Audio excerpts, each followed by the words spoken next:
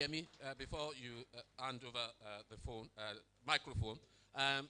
There's a question which saying that the older generation has frustrated the youths because they don't give them space and opportunity to speak, even within the existing political parties. They said if they are not being given the opportunity to speak and considered to be nuisances, then will they be able to engineer any change since they have no voice within the various political parties? That's what is the question. Okay, so there's this erroneous, making ageism to, there's this anger against older people. Look, so I think, you see, I have nothing against godfatherism. I have not, because there is no way. Somebody has to help you somewhere. That person could be a mentor. You can call the person a teacher. You can call the person a leader. And then you can call the person a godfather. It just means you are learning. I'm struggling with that question. How can anybody say your voice has been taken? Your voice cannot be taken unless you give it.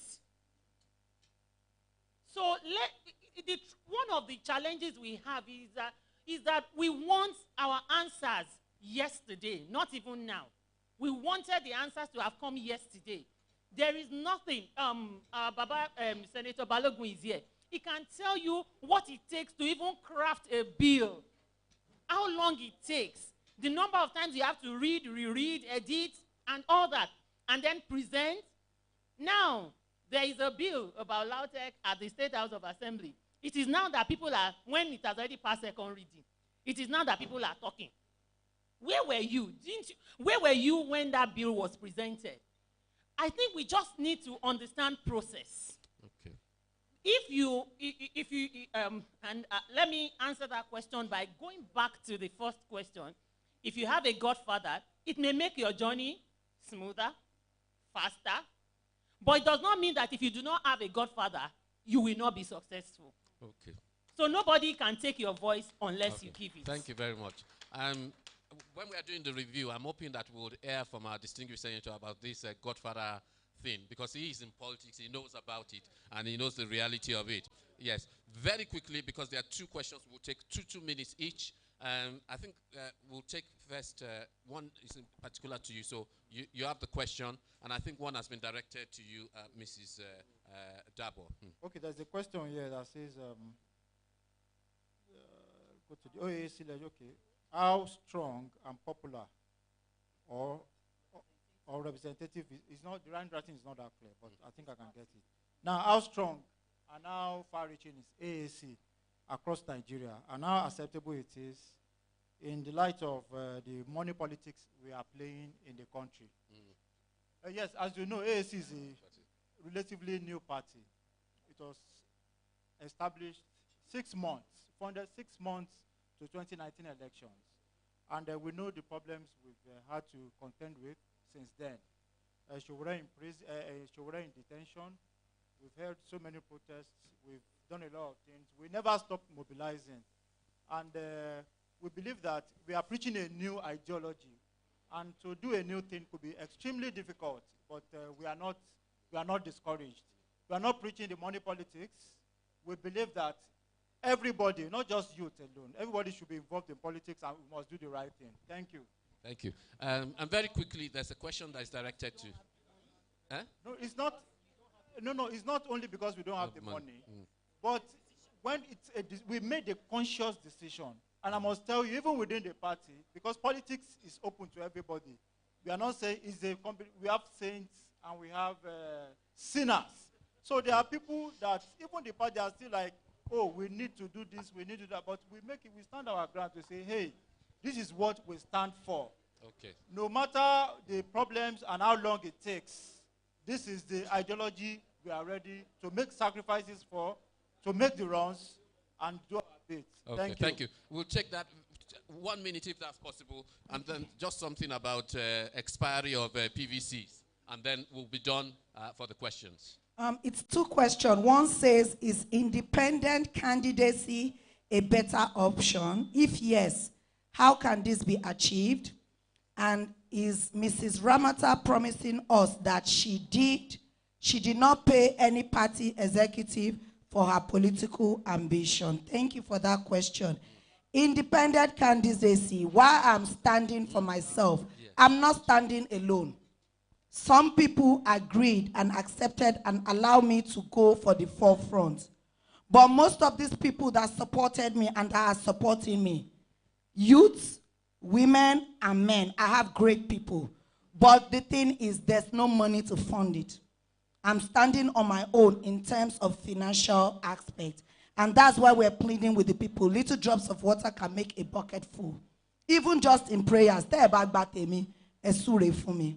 it goes a long way. So, and promising that I did not pay any party executive in Nigeria, that is not possible. Emma Shimigbo, in fact, Teba saw good morning, like our person was saying. When you go to the party to greet them, you have to drop. Instead of what I know is them saying, take this. Last time I was at an event, a beautiful young lady came to give me a bunch of stickers. Till today, that is what I'm using. I was wowed. Yesterday, one of our youth leader, he's no more, but he made a testimony and he made me have tears.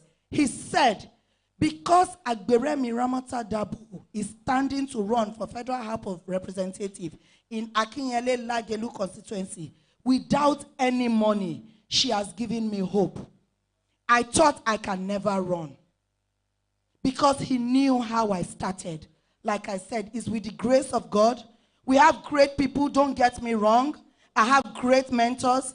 I have great fathers that believed in me. And let me say this quick, 1 second testimony. He is here. My father, Senator Kola Balogun, if he has forgotten, before I started running, I went to him, knelt down at him. Do you know what he said to me? He said, my daughter, I believe in you. The God that made it possible for me will make it possible for you. I am behind you solidly. I want to say that. Another person in here too, I won't mention his name, but he supported me too. And he's a man. So I want to use this opportunity to say thank you to every man supporting women. And thank you to every woman and youth supporting us. Thank you. Thank you. I'm just going to ask the resident commissioner to clarify on this PVC expiring and so on and so forth, because it's a question. Yeah. No, there's nothing like... yes, there's nothing like expiring PVC. It's a fake news. There is nothing like that. Once you register and you have your data in our database, your PVC is valid until we tell you that it is no more valid. So please don't listen to anybody that is going to expire. Something at the back will be expired. Something will no, it's all lie. So please ignore it. Thank you. I want to thank the panel. Sorry we couldn't take every single question. I had to abridge them. But thank you very much for everybody for their time and for the panel. And I think I will hand over to the compare. I think our distinguished father has something to say. So thank you very much for your participation. Yes, I've requested Senator Balogun, sir. Yes, I've requested him to ask you to talk. Because Mrs. Agberemi has not won election. She has not experienced the heat of voting. So you have won. You are a politician. Sure. Who is your godfather? That is what the thing is all about. Without further ado, please put your hands together for no other but the distinguished senator himself, a father. Baba Egbe. Help me celebrate daddy as he comes up. Distinguished Senator Dr. Kola Balu. The real Baba Egbe. You're welcome, sir.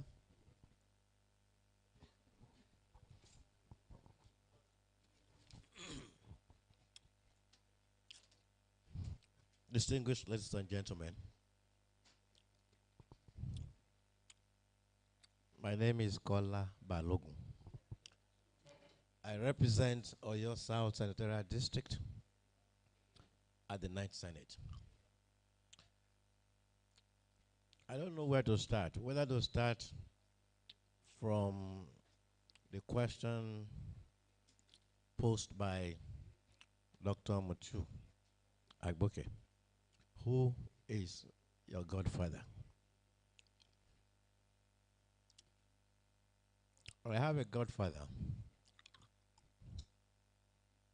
yet I don't have a godfather. God Almighty is my godfather. If you recall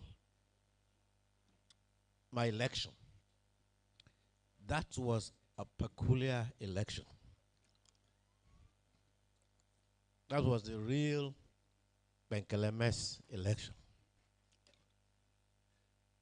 Because for the audacity of grace in action, it was not possible for me to win that election. I've had interaction with media professionals, Fresh FM, Isaac Brown, countdown to that election. On several occasions, they had asked me, don't you think you're committing political suicide? You're trying to contest against an incumbent governor and an incumbent senator, same day, same election. And because I had to respond to the question, my response was, yes, Gabriel Suswan was a two-term governor of Benue State. He ran for Senate, he lost. Babangida Adeolu of Niger State was 8 years governor of Niger State. He ran for Senate, he lost. And I said, my opponent in 2019 election is going to lose.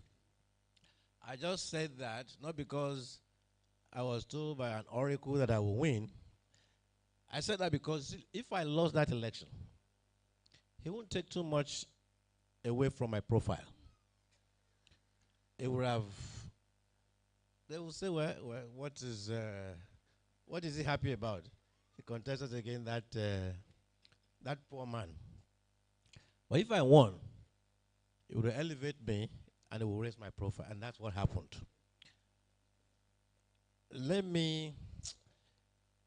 I have been very careful. When I'm in an outing like this, Boya Kinte wa best speaker Elenini. You see, because these elections in Nigeria, there are more to it than meet the eyes. Because one thing, our politics is poverty driven.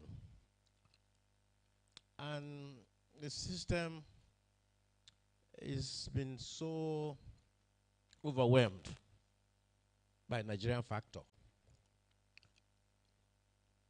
It's a system where you must speak with the police, seek for their, if you won't support me, please don't work against me. You must speak with the soldiers who will be out there on election day. You must speak with INEC people. You must cultivate the friendship of the area boys. Aside from reaching out to the real voters, you must be able to identify the sector that will take money on election day, money in exchange for votes. So we're a country that is troubled by a lot of problems. And this is why this kind of finding solutions to our problems. We are evolving as a nation democratically. Let's give it a chance, because after all, the worst civilian government is still far better than the best military government. So, in my own case, God is my father. When people come to me to seek for my help, and I want to say, remind my daughter, the first thing I told her the day she came to me, maybe she forgot to add that, I said, go and commute with your God first and foremost. Talk to your God. Once your God's approval, everything will fall in place. I've been in politics in Oyo State since 1990. I was also relatively young, very, very young. And I left what I was doing in the US back then. I was determined. I could have stayed back. I had something good that was going on for me there. But I was determined to come home and join forces to see what I can do to change the system. What I did was to make some plans for me and my family to survive on, because I knew then, and it's still the reality today, that politics is poverty driven. And unless you have something going, you may not last, or you may not even succeed in that vocation. But thank God, my brother, the Olubadan of Banaland, was already active. That also helped. But I was also lucky I was coming in at the time when the first 11 Nigerian politicians were banned. So, new breed concept, if you remember at that time. So I was able to take advantage. Remember, I was the state auditor of SD when Oyo was 42 local government, Oyo and Osun. I remember myself, late Governor Adeleke of Osun State. He was the youngest on the platform of those who are running for governorship.